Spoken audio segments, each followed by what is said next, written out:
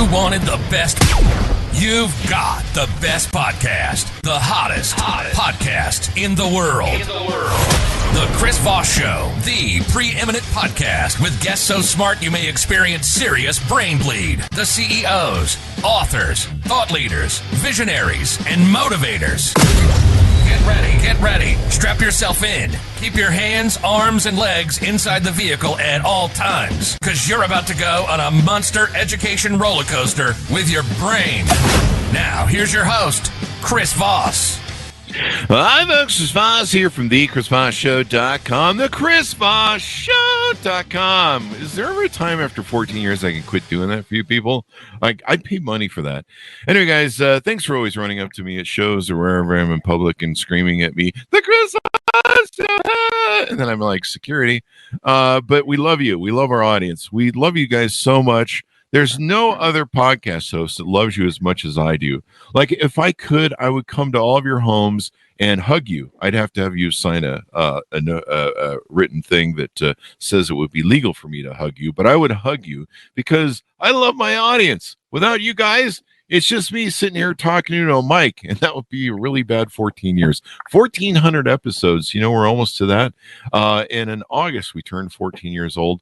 What more do you want from me, people? We're doing 2 to 3 shows a day, so make sure you refer the show to your family, friends, and relatives. Tell them to go to the goodreads.com/Chris Voss. What a wonderful place. You can read all sorts of different books, and people who love books go there and just swim in the literacy. That's what we do here on the Chris Voss Show. We swim in the literacy. That's not a thing. Pools of books. I don't know, whatever. It's an analogy. It's the ramble. It's random every time. We never know where it's going. Not even I know where it's going until it starts. So it's just a ramble from a madman across the water. Go to youtube.com/Chris Voss. Go to linkedin.com/Chris Voss. Subscribe to the big LinkedIn newsletter. It's pretty cool, and it's growing. It's like a weed. It grows on its own, except it's a weed for smart people. Anyway, guys, we have another amazing author and novelist on the show. He's got an amazing new book. He's a multi-book author, I should plug as well. We'll talk about him and his books. He is the author of the newest book that's just barely came out. Let's see, was it 2 days ago? Yesterday. 1 day ago. Murder for Liar. It just came out on paperback on May 15th, 2023. Verlin Darrow is on the show with us today. He's going to be talking to this amazing new book and what went into it and some of his other books he's taken and done. He's an amazing gentleman, and we were talking before the show. He's got an interesting bio. Verlin Darrow is currently a psychotherapist who lives with his psychotherapist wife in La Selva Beach, California. They diagnose each other as necessary. I thought it was kind of funny. We were talking before the show about how him and his wife were both psychotherapists and how that works out. And evidently they found a way to work it out. He is a former professional volleyball player in Italy. Country western singer and songwriter, import store owner, NCAA coach, sheet metal worker, newspaper columnist, taxi driver, and night janitor. Wow. He's like the jack of all trades, and now he's an author. So there you go. He joins us today on the Chris Voss Show. Welcome to the show, Verlin. How are you? Thanks. I'm doing well this morning. I appreciate being here. There you go. You've done quite the tour of duty on careers there.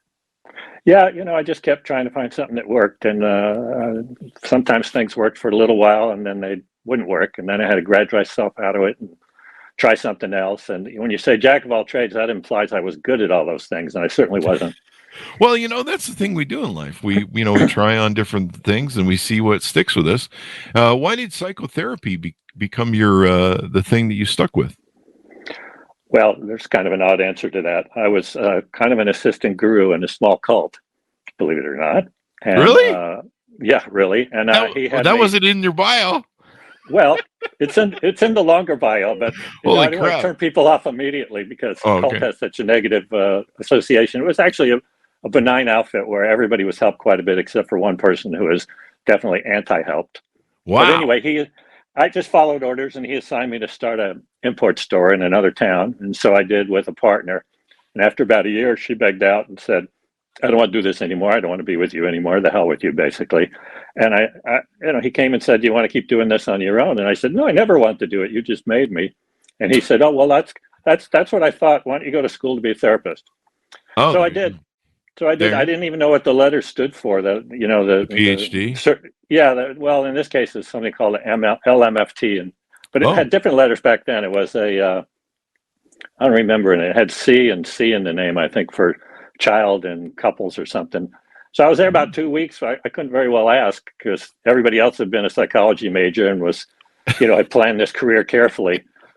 I had to talk my way into it. I called the dean up and said, when's the next session start? And he said, basically, a week from Tuesday. And I said, oh, well, I guess I'll have to wait till it comes around again or whatever. And he said, oh, why don't you come in and talk to me? So on Sunday, I was told to be a therapist. On Thursday, I talked to the dean and he said you could get in. And then the following Tuesday, I'm in school to be a therapist. So I don't think that's the usual story.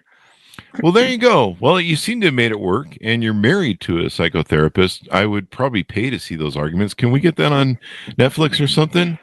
I don't know if they're a whole lot better than anybody else's. Oh, okay. All right. So do you still say happy wife, happy life like most married guys? No, I've never heard that phrase. That's not true. Oh. I don't apply that phrase. But you know what? I'm always happier when I'm married. I like being married. It's good. I have a lot of married friends that say happy wife, happy life, and I argue with them about that context. Well, I am sort of devoted to trying to make my wife happy, but not just so that she doesn't give me grief, just because what the hell is there to do that's any better than that? I mean, yeah, it's as long as it's not a threat. So give us a .com so people could find you on the interwebs. I'm Verlin Darrow at not at anything. I'm verlindarrow.com. Yeah, there you go. I was thinking of my email address, which is fine too. That's in all the stuff online about me. If anybody wants to email me, I'm fine with that. There you go. So you've written total 4 books now? Yep. Just keep churning them out. There you go. And all novels, I guess. Is it? Are they different standalone novels, or yeah, are they are. They're all standalone. They're a little different. The first one was a private investigator mystery. Mm-hmm. Takes place outside Santa Cruz, California, in a retreat center. The second one's a really wild fantasy thriller, taking a bunch of spiritual stuff and exaggerating in a crazy kind of all around the world manner. And the third one's about a 10-year-old child prodigy who goes seeking a book of wisdom. And then there's this one, which, of course, I'll talk about more here. There you go. Murder for Liar. So give us a 30,000-foot overview of the new book. Sure. There's a psychotherapist, kind of a screwed up guy, a little bit like me when I was younger before I started getting any sense around any of this. And he has a really bizarre character come in as a client who's telling him a bunch of crazy stuff about who he is, and he's not really just a psychotherapist, and a bunch of stuff. And it turns out he gets drawn into a series of murders, and he has to investigate, as it were, just to keep his sanity, because so much crazy stuff is happening in terms of coincidences and people that are doing and saying things that don't make logical sense. He has to keep kind of trying to expand his mind to make sense out of it. And he never knows what's real, and he worries whether he's going crazy. But like most books, it works out in the end. Nice. That is pretty awesome. And so what made you, what is the title Murder for Liar based on? I just like clever titles, and typically I go for 2 words that are kind of juxtaposed, like blood and wisdom, or coattail karma, where they make people think a little bit about, hey, what's the relationship between these words? And maybe that interests them there. But I couldn't think of anything for this one. So then I started thinking about sort of cutesy little paraphrases that would stick in someone's mind. And of course, there's murder for hire as a little phrase that goes way back. So I started playing with hire. I came up with liar. It's not very good grammar, and it's not really a straight mystery book per se, even though it has murder in the title. It's more psychological thriller, psychological suspense.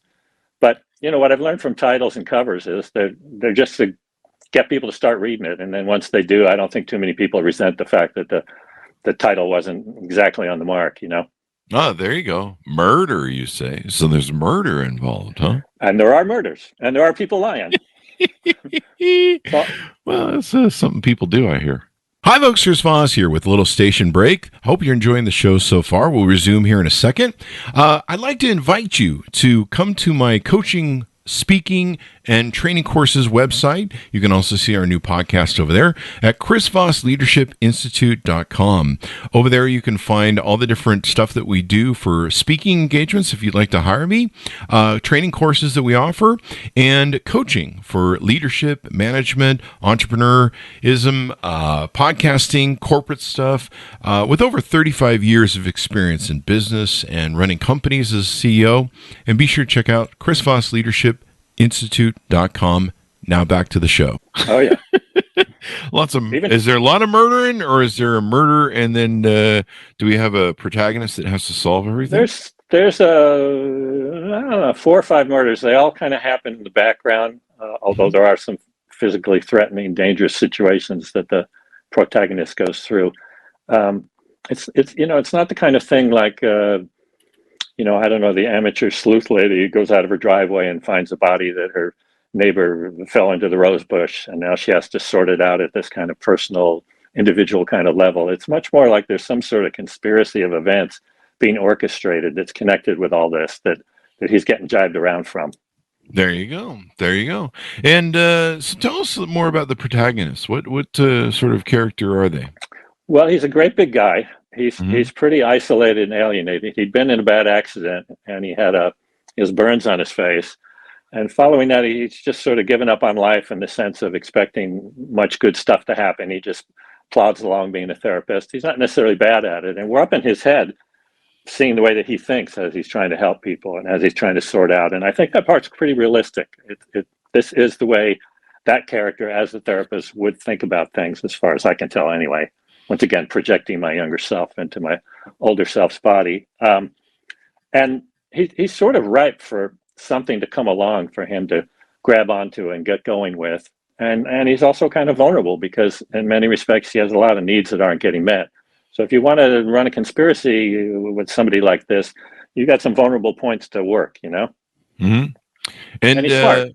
He's smart, and he's this is ironic. I'm trying to find the word for being articulate. There you go. There we go. I do that all the time. That should not be a word you go hunting for, though. It belies the very meaning of it. Yeah, well, it takes some extra thought to be smart or intelligent or knowledgeable. Oh, he's stuck up in his head. That's really his main problem, actually. He's way stuck up in his head, and he's not in direct connection, having direct experience with the world, which is a depressing kind of place to be. There you go. So there's a serial killer running around town. People tend to like these sort of thrillers. I think absolutely. At least, I'm not giving too much away. I'll just say at least one. There you go. And so a lot of different things that go through the book. We of course can never give away the middle. And what did you find excited you about this story, or what was some of the research you did to develop it? Well, going back to my cult days, I actually had some similar experiences to what he had. Oh, really? Where someone approached him that seemed to have sort of powers or extra special stuff, or was charismatic, just, some stuff that you couldn't really ignore. Mm-hmm. And I was locked in a very logical box where that's all there is to life, and there's nothing behind the scenes. And, why would I go be a spiritual seeker or read a Buddhist book or whatever? Yeah. And then I got approached, and somebody was telling me, hey, you're special. Hey, you're more than a regular person. Hey, you're this. Hey, you're that. And drawing me into this situation where I was sort of the first disciple and somewhat the Judas goat to draw the other people in, because I was a nice guy. And if I was a nice guy connected to him, then maybe that made it okay for other people to go connect with him or whatever. So anyway, it was kind of healing, because I wrote this from the perspective, to some degree, of trying to work out all the leftover stuff associated with that. It takes a couple of years after you go through something like that to sort of get back to feeling centered, Yeah. And so it sounds like kind of a lot of your experience as a psychotherapist, you intertwine in the book and the character. Yeah.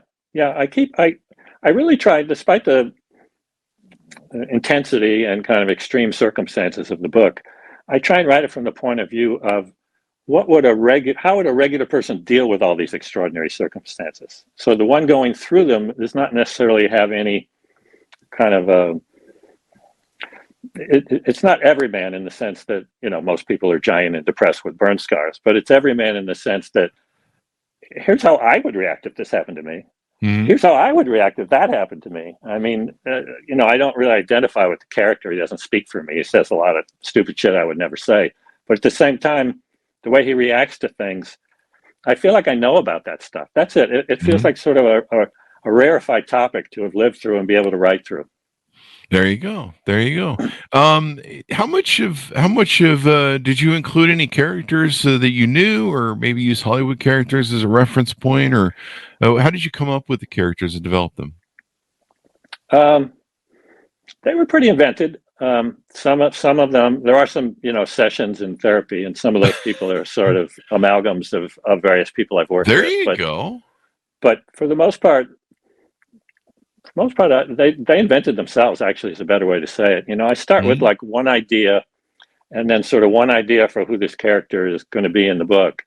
And then each time somebody says something to them, I find out, well, what would a character like that say back? Because it just falls out of me. I don't really plan a lot around the character stuff. When I'd like to have a better answer for that, in the sense of, I was picturing Nick Nolte in this role, or that here's my sister playing the psychic, but there really isn't any of that for me.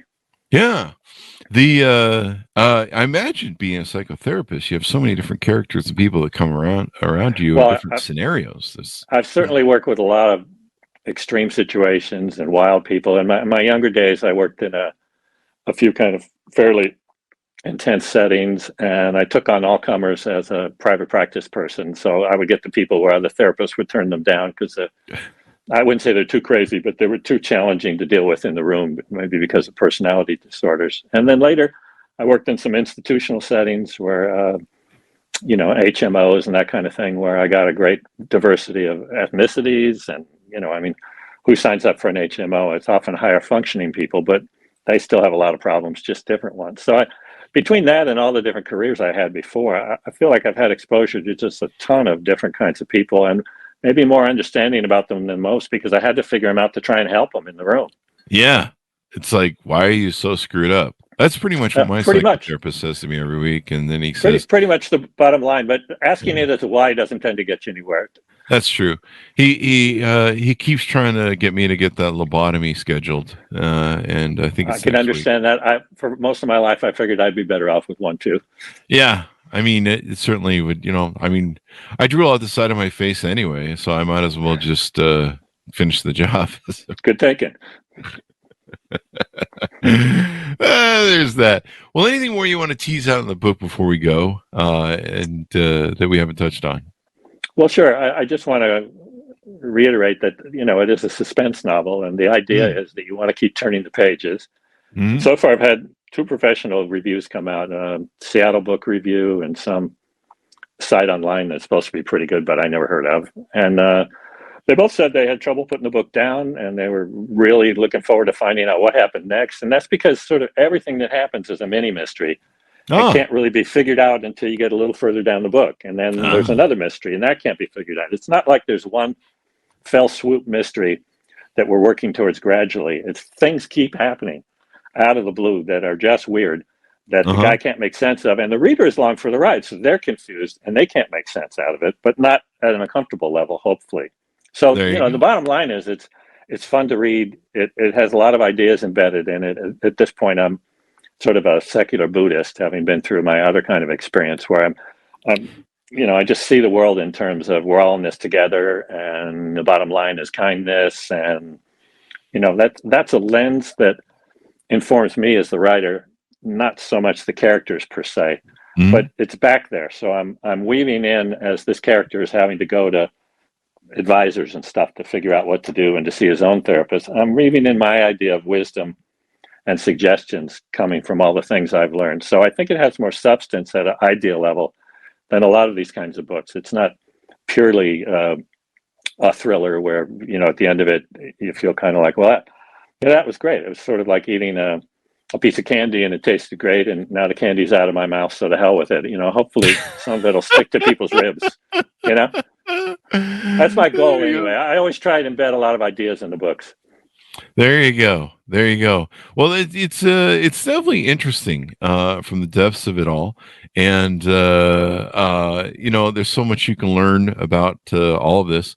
It's interesting how we learn life through stories and stuff and everything that goes into it.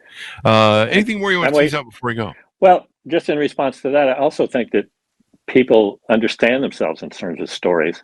I have a story about what my childhood was. I have a story about how my second marriage turned out, and I tell myself that story, and I kind of settle on it without recognizing there are alternate stories I could be creating that work better for me. There are more accurate stories. There are more updated stories. And a lot of therapy sometimes is just getting people to rewrite the stories that they've gotten kind of stuck with that don't actually work for them very well. I could sit here and think, oh gosh, I'm such a doofy looking guy.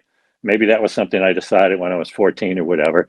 If I keep thinking that through my life, I'm going to be really self-conscious trying to do an interview like this. And instead of that, how about a story of doesn't matter that much what I look like anymore?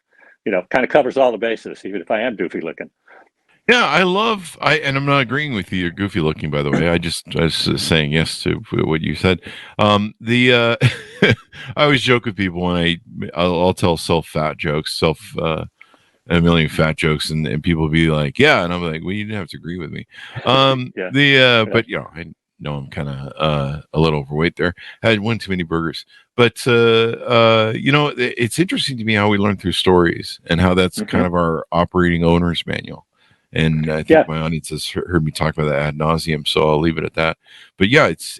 I mean, if without my stories, I don't know who I'd be. I'd just be like, hey, I'm some dude, some fat guy. Yeah, and there wouldn't be books to read. It's wonderful reading books. That's true. It is. If the story doesn't carry it, I usually lose interest. I mean, I can only tolerate so much description, so much backstory, so much character development, so much musing out loud from people's heads. I need a plot that grabs me, and I like the plots that are driven by dialogue, which is kind of the thing I'm best at too. Dialogue that really sounds natural and surprising and funny, and once again, stories. The bottom line with a book is I don't read nonfiction because it doesn't really have stories.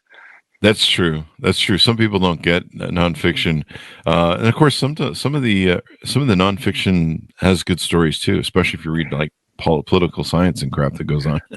Well, that's true, but it's limited to reality. That's true. In writing fiction, on the next page, you can put anything in there you want that serves the story, and some real life stories unfold as though they're a book, and they may be even better than what you could come with in a book. But others have these, I don't know. That's just me. I mean, everybody reads what they read and don't read what they don't read. There you go. Well, this has been wonderful to have you on. Very insightful, and I thought it was kind of interesting because you've got a wife who's a psychotherapist. You're a psychotherapist. It sounds like you guys have made it work. Well, we have, and part of that is just being armed with the various tools. I think what makes that challenging. I know you're kind of wrapping up, but what makes it challenging, I think, for anyone is once you get triggered and somebody says something that's one of your buttons, you go into kind of an altered state where you don't have your normal toolkit. And you do a lot of sort of fast reacting kind of stuff. We still get into that, even though we can sit there ahead of time and make a list of what's the best way to respond if somebody triggers you. It's just like, boom, you're out there. Now, hopefully you can catch it before it keeps going down the line too far. And that saves a lot of trouble. Otherwise, there's murder. Things early. Yeah, otherwise, there's murder if you get too far down the line. Yeah. It just keeps getting bigger and bigger. You got to try and catch it early. But I don't know of anybody that doesn't still have some triggers, that doesn't still get into a mode that's sort of not as good as they could do, whether a therapist or anybody, So, I don't think I'd survive a psychotherapist on psychotherapist relationship, because anytime she'd get upset with me, I'd pull out a little notepad and be like, how long have you been feeling this way? Yeah, exactly. What was your relationship with your mother? Yeah, exactly. Yeah, but how do you feel? I'll tell you, when I try how do you feel with my wife, that doesn't work at all, because she knows you're psychoanalyzing her. Well, no, she thinks she's already implied how she feels. She hasn't said it, and I'm supposed to know. Don't listen. And a lot of people do that. They expect sort of at least this mild kind of form of mind reading where you did something that upset me. You must know what you did because you did it. So how much do I have to go into explaining a whole bunch of stuff to you? I just want you to hear that's no good. Stop doing it. Do you ever say, stop psychoanalyzing me? I'm not your client. You ever get that? She has said that to me because I've done it. I've never had to say it to her. I don't know now if I should let her see this interview. I mean, here I am talking. She's a wonderful person, I'm sure. She absolutely is. I'm very happy. I mean, I just like playing on married people's dynamics. I've never been able to afford the divorces, so I'm still saving up millions of dollars. And once I do, then I'll get married. But I just never got tired of being happy. What can I say? Yeah. Yeah. I do a lot of marriage jokes because I'm single. But no, it's great that you guys have made it work. See, one of my problems too is if I ever got in an argument as a psychotherapist versus psychotherapist, after like an hour, I'd be like, "I'm sorry, but our hour's up. I'll have to see you next week on whatever this is about the socks on the floor or whatever." It would certainly be fun. It would certainly be funny for any onlookers, but I'll tell you how it would not work with your partner. I would pay to see the arguments. I think this is something that should be on like Netflix or like one of these shows, these reality shows. There are a fair amount of therapist combinations. Are they really? Kind of spoiled. You want somebody who feels like a peer around, communication and therapy and relationship stuff, and you don't want to have to sort of teach somebody how to do it when you're. I used to run relationship groups. I used to run communication groups. It's like, for years. If you feel like you're an expert about something, your other partner is always going to feel in a one down position because actually they are. Maybe I should go to school for psychotherapy. Note to self. It could help. It probably could help, but mostly I just find everything wrong with me. And that happens too. We already know what all those problems are. Even my audience is like, this guy's crazy. When you get in abnormal psych classes, all of a sudden you have every diagnosis. You just start reading them all and thinking, "Oh, that's me. It's like in medical school. I think it's the same thing with illnesses. I don't know, but that wears off after a while. I just accept the fact that I'm psychotic, and there's a lot of voices in the head. And the judge says, as long as I stay away from the one that says kill, kill, kill, my parole will go fine. No, I'm just kidding. That's a joke, people. I always tell. Everyone knows that joke. So anyway, thank you very much for coming on the show. Sure. We really appreciate Thanks for having me. How I kept everything in that murder theme. See there? That's the callback. You kind of did, and I appreciate that. I appreciate that you're easier to talk to, and you're not. Thank you. Fussing, but you're just acting natural. I mean, not everybody's like that behind a mic. I like it. Yeah. Well, we have fun. We do what's called info entertainment. So we inform people, educate them, make them know more stuff, give them great stories, give them brilliant authors, and in the end, hopefully they laugh their ass off and enjoy it more. Because when it's boring, it's not that interesting. That's just the way it works. So there you go. Verlin, give us your .com so people can find you on the interwebs, please. Sure. It's just verlindarrow.com with low letters. And, I'm on Amazon, and I'm there, and I'm here, and I'm there. And if you Google me, there's a bunch of stuff. So it's not that hard to find out more if you want to find out more. There you go. Thank you very much for coming on the show, sir. You bet. Thanks for having me. Do you press the button to end it, or do I? Give us 1 second to wrap. Thanks to my audience for tuning in as well. Go to goodreads.com/Chris Voss, youtube.com/Chris Voss, and linkedin.com/Chris Voss. See the new AI podcast and leadership podcast over at chrisvossleadership.com. Thanks for tuning in. Be good to each other. Stay safe. And we'll see you guys next time. And that should have us.